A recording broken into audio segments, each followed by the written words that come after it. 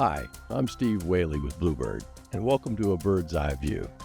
In today's episode, we're going to answer the question, can alternative fuels go the distance?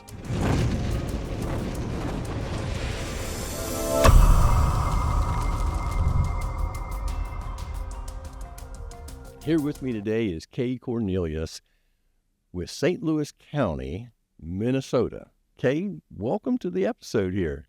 Thank you so much for having me. All right, give us a little rundown. St. Louis County in Minnesota, where is that, and what do you do there? So I'm the transportation director, and our district is large. So we're about 25 miles south of the Canadian border, and then 10 miles north of Duluth. So our district from north to south is 110 miles long. 110 miles long. So how many square miles is this total? 4,200 square miles total. 4,200 square miles. Yes. Okay, so you've got kids all over. Now, how many buses do you run to move these kids to the schools that they're going to and from home? So we have 30 regular bus routes. 30 regular bus routes. And then some van routes. And these routes, you were running diesel on everything until you started running on Propane. Now, how did that get started? So I was approached by the local Bluebird dealer to see if I would purchase propane, and I was a hard no. I did not know. Hard no, because I didn't know enough about it. Okay. So I did a lot of research. I'd say maybe 3 months of not sleeping and trying to figure out how I was going to do this and could we make it work. Then I approached the Bluebird dealer, and I needed to have an out. So I asked, could I lease the bus with an option to buy? Oh. And he liked the offer, so we made a deal. And then I had that bus for 6 months. And if I wanted to return it, he would have kept some money and I would have went away and we'd have been okay. But it worked out. All right. So you got to do a 6-month test drive on propane. Yes. In 4,200 square miles. So let's talk about the roads that this thing, your buses drive on. What kind of conditions do you have in this, I'd say, rural area? Yeah, we're very rural. So a lot of gravel, a lot of snow, a lot of mud and things like that. So, we're considered what they call a corrosion belt in Minnesota, so that they put a lot of salt and brine on our roads and things like that. So, yeah, it's a lot of rural driving, very little town driving. Okay. All right. So you have some rather harsh conditions. Does it get cold in Minnesota? For sure. 40 below. I think we ran down around 50 below or a little lower this winter for a little bit. Mm-hmm. It varies. You can average 10 below zero for quite a long time. Okay. So you have a lot of ground to cover, and the ground's pretty rugged. It does get cold, but it gets warm in the summer too. Mm-hmm. So you have this 6 months trial with propane. How did that go? It went really well, actually. And the local propane dealer, so I didn't want to put money into the infrastructure if I wasn't going to keep this. So how was I going to fuel it? That was my big thing. What was I going to do? So they came and fueled it. Every time it needed fuel, they came and took care of it. And they did that from a bulk. From a fuel truck. Yep, from a fuel truck. They came right to the site and they did it. And we negotiated a price on how much I would pay for the propane. Okay. Because in Minnesota, you can negotiate your price. It's not locked in. Okay. So I can negotiate with a company for how much I want to pay. All right. So you had a good experience. What were some of the benefits that made you want to expand into more? Yeah. So the price per gallon on the fuel was huge. It was way different. We were probably about $3.50 a gallon on diesel then. Mm-hmm. And I think I got the propane for $1.09, mm-hmm. plus the federal tax credit rebate on that was, All right, so it was a lot of financial benefit. Oh, it was huge financial benefit. And not only in the fuel piece, but also in the fact that you can do half price on the maintenance. I mean, your oil changes are half what they cost, things like that. So, I mean, that was a win for us, Okay. So a lot of the financial benefit. And so you go from this one to I bought 4. you bought 4. Okay. Very good. Thank you for doing that. Yep. I bought 4 every year for, I think, about 5 or 6 years. We bought 4. All right. So what percentage of your fleet now is running on propane? So about 98%. I Okay. have about 3 routes that are not propane right now. Otherwise, out of the 30, we're 27 routes are You propane. just have a few more buses to go in this, Getting in this close. transition. Okay. 100% propane for 4,200 square miles. I love that, Kay. Thank you. And don't forget to check out the new Bluebird merch store. We've got hats, wearables, even plush buses. You can check it out at the URL here listed. So tell me about the routes, as far as the length of the routes that you have to go, and and where are you fueling to make this happen? So an average route would be around 125 miles a day, but they can be as long as 175 miles for the day, morning and afternoon. Okay. We have at our large schools, 3 sites, we have our propane tanks there. They're owned by our propane supplier, and as long as we buy fuel from them, we can use their tank. Okay. So the arrangement you have is they take care of the fueling infrastructure, and they put it where you need it, where you want it. And we paid for the electric. So we own that, Hard Electric. So we paid for that. They own the pumping station. Okay, and then they maintain that too. So you They don't maintain it all. that. Yep. So your drivers come up. Do they have what kind of system is there for them? And they fuel their own buses, right? Correct. So what kind of system is there for managing that? Is it a fuel management system, or is it a So at the present time, we don't have a fuel management system. So it's on paper, but our goal is hopefully this year we will go to a fuel management system hooked into the pumping station that they could put in their bus number, and then we could track it that way. Sure. But right now we track through the number of miles for the whole entire year for the bus, and then I can track the amount of propane and average it. Sure. Okay. All right. So with 175-mile route, does this give the drivers any pause? I mean, well, how far can you go with your largest capacity tank on your propane bus? How far have you gone? I'd say 375 to 385 miles, just depending on the driver. The driver's style will affect that. Road conditions, the weight that you're pulling, depending on how big a load you have. But yeah, I'd say they fuel like every 2 days.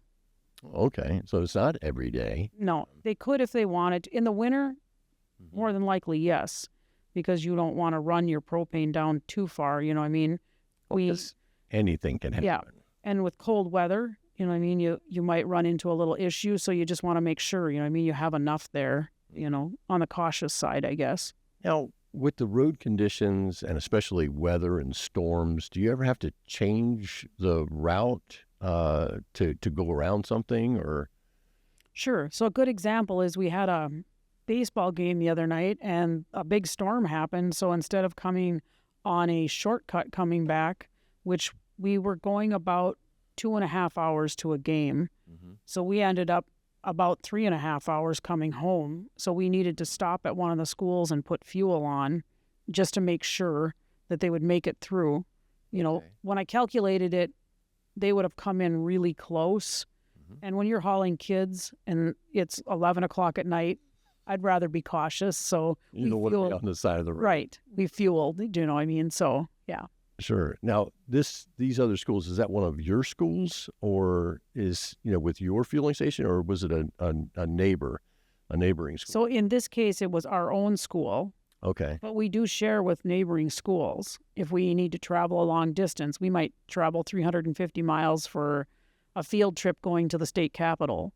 Okay. You can't make it there and back, because that's 700 miles. Right. So about halfway down, like 150 miles, is a school that we partner with, and then we fuel there. Oh, so they have propane buses as well. Correct. So we would fuel at their fueling station, Okay. and then they belong to the same company that we get fuel from. They get fuel from them as well. Ah. So then that company just bills us and takes off from them. Oh, so you have your own fueling network there. Yes. You share, and when they come up your way, Which in turn saves money because I'm getting fuel at the same price that I would at my own fueling stations. Okay. Whereas if I went to a local fueling station, like a gas station, I would pay market price. One of the truck stops that has Correct. Propane. So if I fuel at a school that's in my own, like, family, we call it, then I get the price. Okay. And when you don't have that network available, is there an app that you use to help find other things? Sure, there's an alternative fuel app, which is great. I mean, it will tell you anywhere. Like, if I can just put in a town, like let's say that I was going to go to St. Paul, Minnesota, I could put that in and it's going to show all the alternative fueling stations where I can go. So then I can look and see what's the closest to the game that I'm going to, so I can fuel there. And then we'll look at the hours too. What are their hours of operation? Because you're going to need to know that. The app. They give you all the details. Correct. Location. Mm-hmm. And a lot of times we're going on the weekend. So it's like you need to know who's open on the weekend. So that's been very helpful. You call ahead. I do. I know how you operate. Yeah. I trust the system, but when I was a driver, I would have wanted someone to do it for me. Do you know what I mean? I want someone to kind of have my back, right? That I can pull in and I know I can confidently fuel and go back and get my team without having a lot of hassle. Yeah. So I just kind of want to cross the T's and dot the I's. And you have the plan B in there. Correct. As well for getting around those issues. Okay.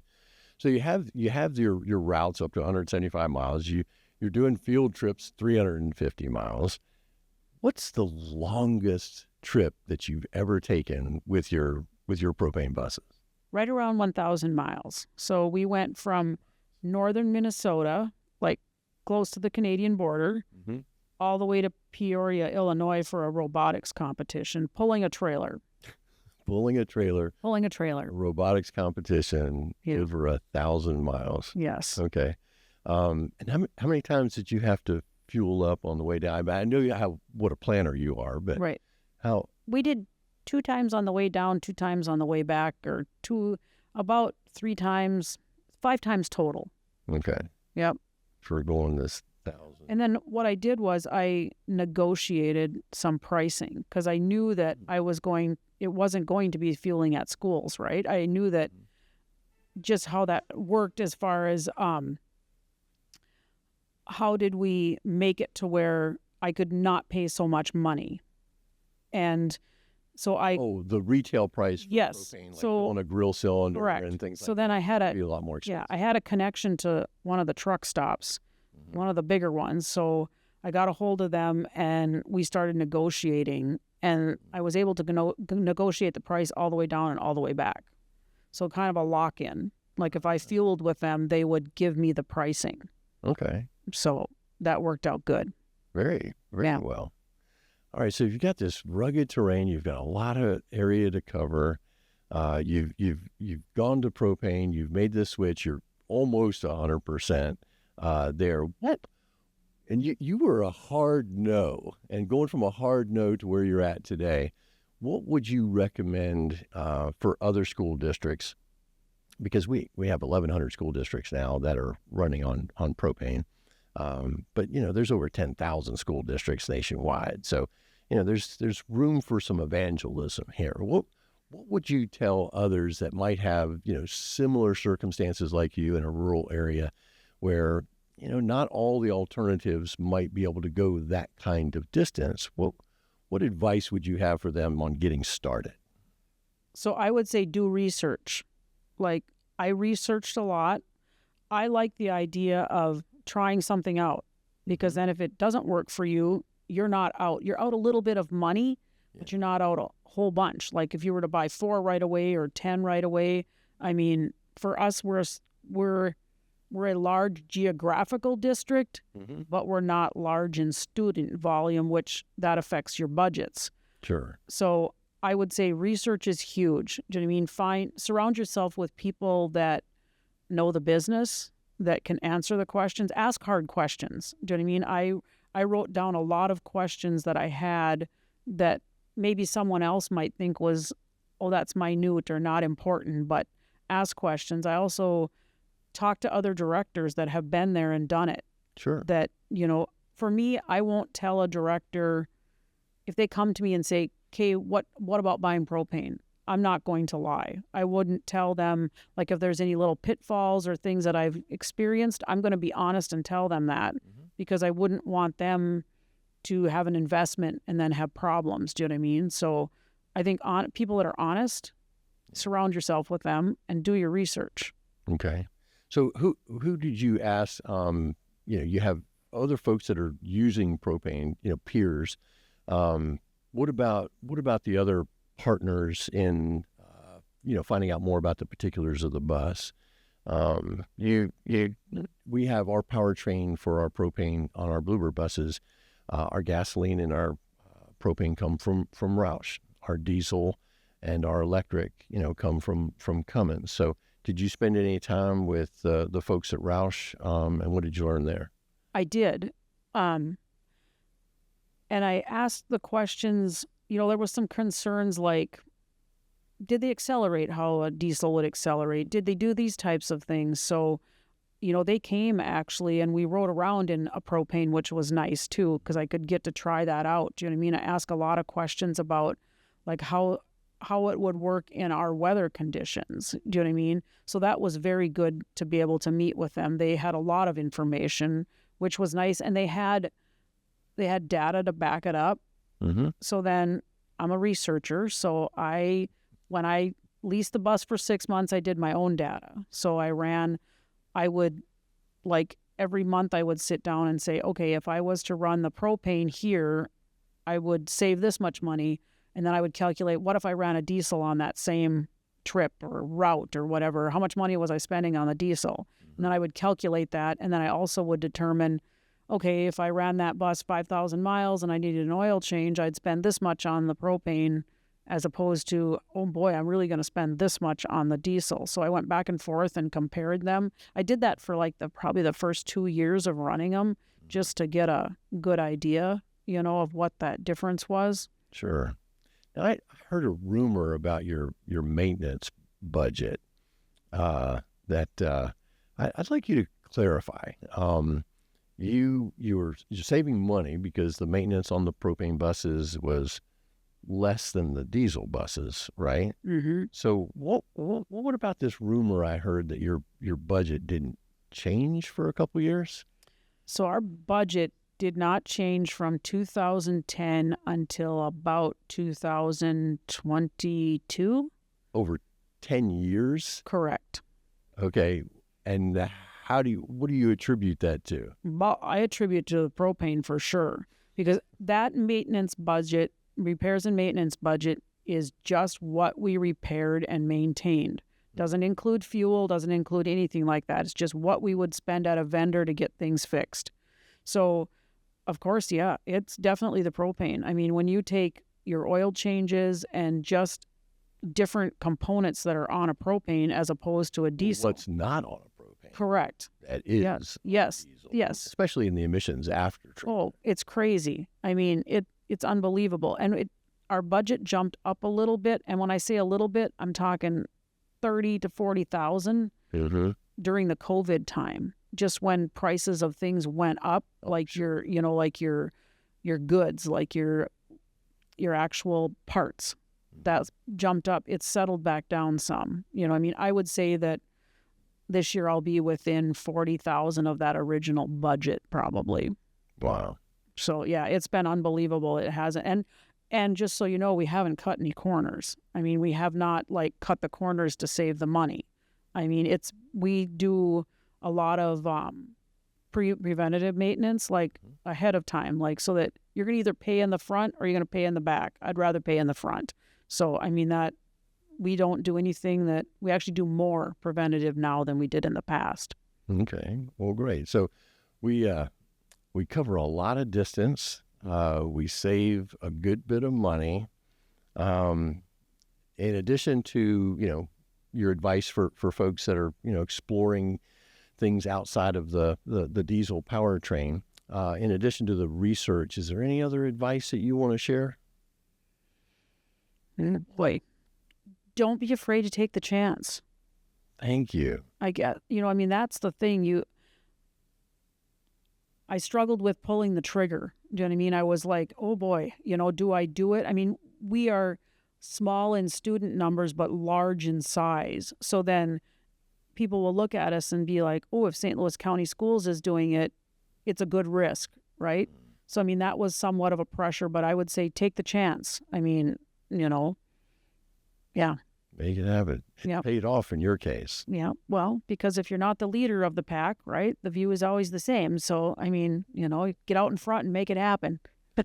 Kate, thanks for joining us today. Really appreciate you coming down from St. Louis County, Minnesota, and letting us know that alternative fuels can go the distance. Thanks so much for having me.